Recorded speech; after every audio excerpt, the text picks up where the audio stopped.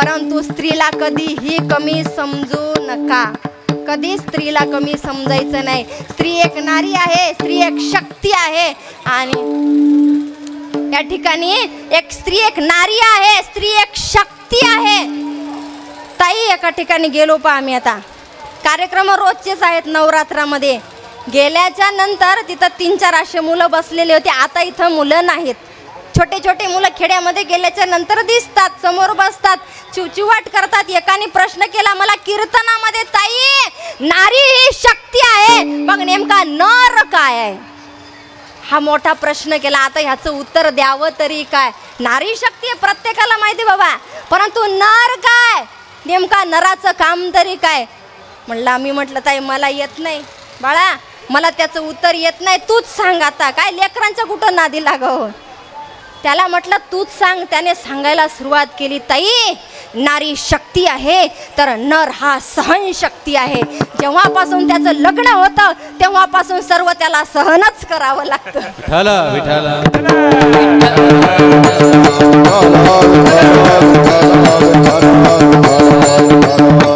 असं असतं. परंतु या ठिकाणी अर्चनाताई आणि विद्याताई दोघंही या ठिकाणी आलेले आहेत. तुमचे फार महत्त्वाचे धन्यवाद. आता मोठ्या पदावर असल्यावर वेळ मिळत नाही, परंतु वेळातून वेळ काढून या ठिकाणी आलेले आहेत.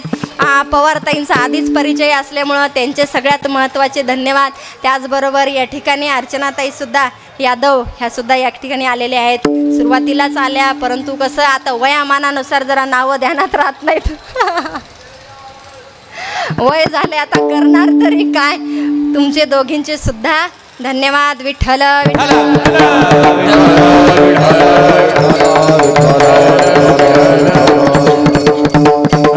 माझ्या महाकालीचे ते भयंकर रूप बघितलं आणि बघितल्याच्या नंतर तो मधु आणि कैटभ सरदारांकडे जातो. सरदार सरदार राजा महिषासूर, अहो हिमालय पर्वताच्या त्या दाट वृक्षी मध्ये एक स्त्री बसलेली आहे, अतिशय सुंदर आहे. असं वाटतं पूर्ण देवतांनी तिच्यामध्ये सौंदर्य ठासून भरलंय, अशी ती सुंदरी आहे. अरे बघता काय, जा तिला घेऊन या. आत्ता मात्र मधु आणि कैटभ निघाले. निघता क्षणी त्या दाट वृक्षराची मध्ये येतात, हातामध्ये शस्त्र आहेत आणि त्या सुंदरीला आवाज देतात, ए सुंदरी चल आमच्या महाराजांसोबत राजांसोबत विवाह करायला, पाणी ग्रहण करायला. परंतु माझी महाकाली ऐकायला तयार नाही. अरे तुला म्हटलं होतं माझ्यासोबत बाहुयुद्ध कर, बाहुयुद्धामध्ये जो कोणी विजयी होईल त्याच्याशी मी पाणी ग्रहण करायला तयार आहे. आता युद्धाला प्रारंभ होणार. मधु आणि कैटभ समोर आलेले आहेत. युद्धाला प्रारंभ झालेला आहे. त्या महाकालीच्या हातामध्ये घट आहे, त्या घटामध्ये मदिरा आहे. ती मदिरा माझी महाकाली घोटाने प्राशन करते. युद्धाला प्रारंभ झाला. अहो पहिला दिवस उजाडला. पहिला दिवस उजाडल्याच्या नंतर माझ्या महाकालीने पहिल्या दिवशी मधु मारला आणि दुसऱ्या दिवशी कैटभ मारला. कळाली बातमी महिषासुराकडे, कळाली आणि कळाल्याच्या नंतर महिषासुर म्हणतो, अरे ती स्त्री आहे, नाजूक आहे, आबला आहे आणि माझ्या राक्षसांना मारते, माझ्या राक्षसांना मारते. म्हटल्याच्या नंतर आता परत 2 राक्षस पाठवले. 9 दिवस मी तुमच्या समोर मांडते, विषय आपला बाजूला नाहीये. आता परत 2 राक्षस पाठवले, एक चंड आणि मुंड. 2 राक्षस समोर आले. माझ्या महाकाली समोर येतात. मधु मारल्या गेला, कैटभ मारल्या गेला. आता चंडासोबत युद्धाला सुरुवात झाली. अहो 3ऱ्या दिवशी चंडही मारला आणि 4थ्या दिवशी मुंडही मारला. तेव्हापासून माझ्या महाकालीला नवीन एक नामानिधान झालं, ते म्हणजे चामुंडा. विठ्ठल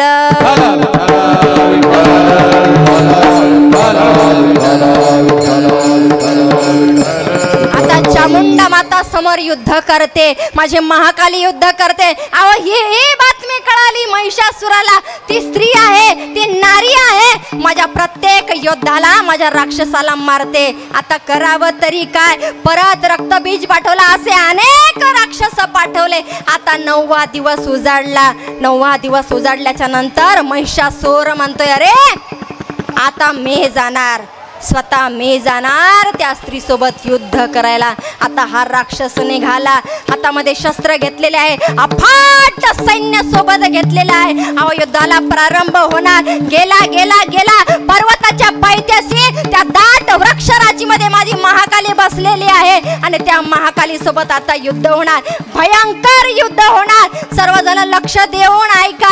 आता माझी महाकाली सुद्धा उठले. माझ्या महाकालीच्या हातातला घट माझ्या महाकालीने धाड दिशे फेकून द्यावा आणि फेकून दिल्याच्या नंतर आता महिषासूर एका बाजूने उभा आहे, दुसऱ्या बाजूने माझी महाकाली सुद्धा उभी आहे. आता होणार काय? प्रत्येकाचं लक्ष या दोघांकडे आहे. आता होणार तरी काय? आता महाकाली महिषासुराला की महिषासुर महाकालीला मारणार. आता होणार तरी काय? प्रत्येकाचं लक्ष. अहो देव सुद्धा पाहतायत, ब्राह्मण सुद्धा पाहतायत, साधू सुद्धा पाहतायत, संत सुद्धा पाहतायत. प्रत्येकाचं लक्ष त्यांच्याकडे होतं. समुद्राच्या लाटा उसळायला लागल्या, विजांचा कडकडाट व्हायला लागला, पशु पक्षी आरडायला लागले. आता युद्ध होणार, फार भयंकर युद्ध होणार. आता नेमकं होणार तरी काय? प्रत्येकाचं लक्ष त्या दोघांकडे होतं. आता युद्धाला सुरुवात झाली. युद्धाला सुरुवात झाल्याच्या नंतर महिषासुरानं समोर यावं आणि म्हणावं, अगं माझ्यासोबत पाणी ग्रहण कर. परंतु माझी महाकाली ऐकायला तयार नाही. चाल युद्धाला सुरुवात कर. त्या महिषासुराने हातामध्ये खड्ग घ्यावा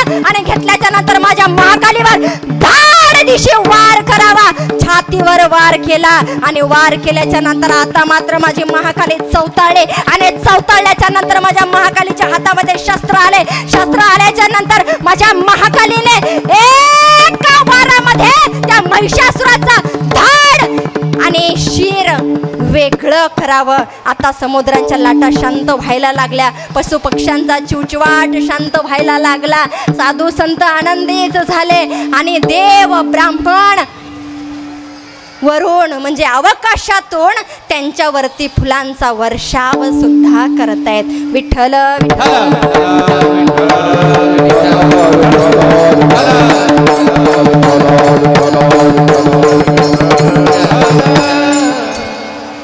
शारदीय नवरात्र उत्सव कशामुळे साजरा केला जातो? आपण सर्वजण करतोय.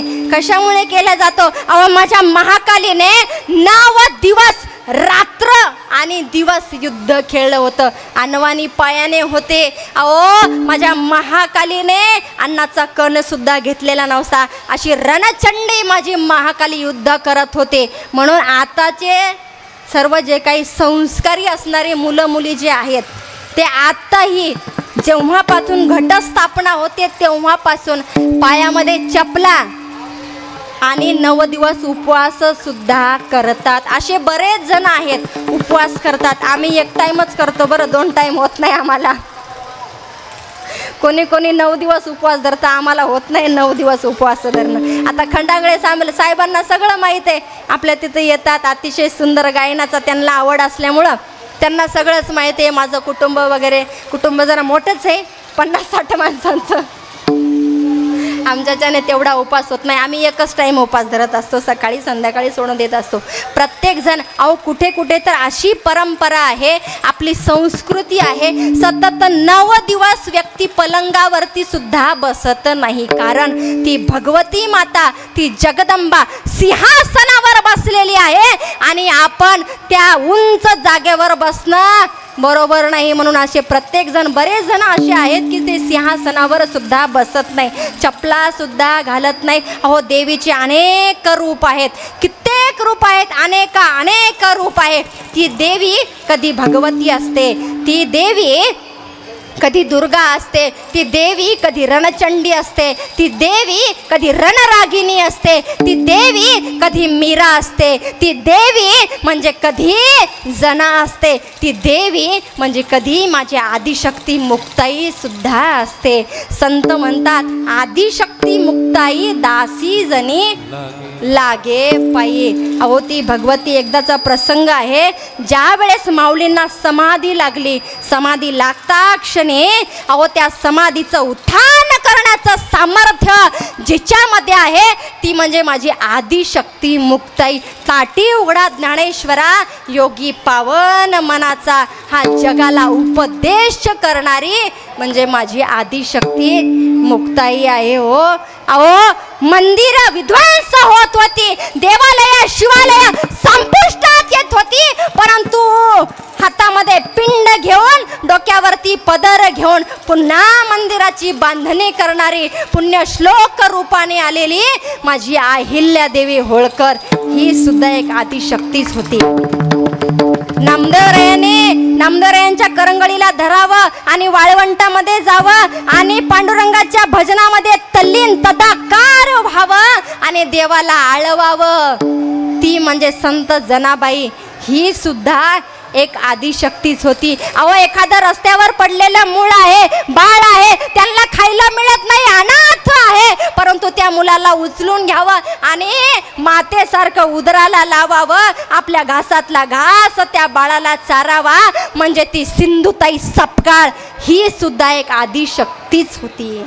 सगळ्यात महत्त्वाचं सांगू, ज्यांच्यावरती प्रत्येक जण प्रेम करतो, ज्यांच्यासारखं राहण्याचा प्रयत्न करतो, ते म्हणजे मावळ प्रांतात शिवनेरीच्या पाठारावर हातामध्ये दांडपट्टा शमशेर घेऊन दुर्जनांचा निपात कसा करावा छत्रपती शिवरायांना शिकवणारे मा जिजाई ही सुद्धा एक आदिशक्तीच होती. अशा अनेक आदिशक्ती आपल्या इथं जन्माला आलेल्या आहेत आणि त्यांच्याच संस्कृतीवर आपण सर्वजण मोठे होते. अहो, स्त्री जरी एका क्षणाची पत्नी असली ना, तर ती अनेक क्षणाची, असंख्य क्षणाची माता आहे. अहो, ज्या देशामध्ये स्त्रीला आणि मातेला मान दिला जातो त्या देशाला वंदनीय देश म्हटलं जातं आणि हीच आपली भारतीय संस्कृती आहे. अहो, भूक लागल्यावर जेवणं ही प्रकृती आहे, भूक लागल्यावर जेवणं ही प्रकृती आहे, भूक न असताना जेवणं हे विकृती आहे. आणि एखादा दारामध्ये व्यक्ती उभा आहे आणि आपल्या ताटातली चतकोर त्यांना देणं ही आपली भारतीय संस्कृती आहे, ही आपली भारतीय संस्कृती आहे. म्हणून या ठिकाणी सर्वच जण आलेले आहेत. आपला वेळ संपलाय.